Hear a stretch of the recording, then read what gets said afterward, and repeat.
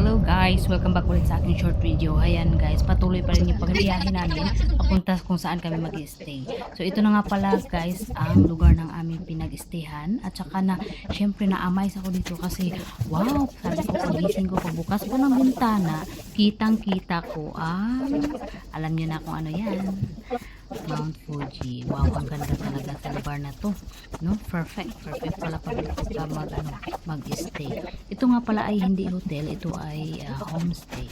Kasi marami kami at maganda.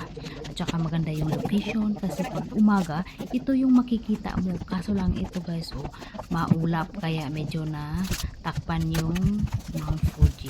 Nagbiyahe na naman kami pagkatapos namin nag-umagahan, nagbiyahe na naman kami, pupunta kami doon sa yung bundok yun na akyat na basta yun kung anong pangalan yun guys, to yun. Ayan, yung amo ko nga pala ang nagda-drive dyan. So ganito yung makikita mo papunta doon.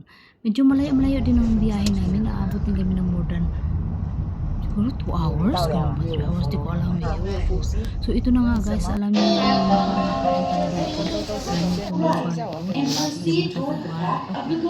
basta punta kami doon sa ibabaw, tapos sasakay kami so ayan, paakyat na kami guys. Nandito na kami, di pa pala, nasa cable car pa ako ito kami lahat.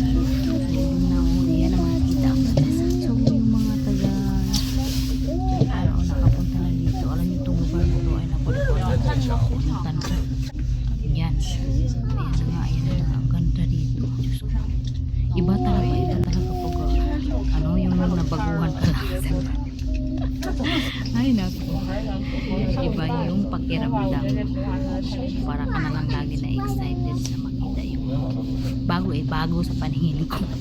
Ako na yata yung so yun nga wala may malaking lake. Alam niyo po yan, may nakita ko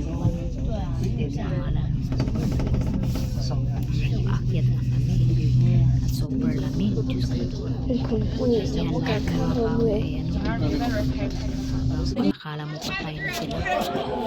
Ayan guys, nandito na kami sa wakas. Nakikita mo na talaga. So ayan na ang forma. Thanks for watching guys. Continue pa po. May bago po mga kasunod. Maraming salamat. Bye!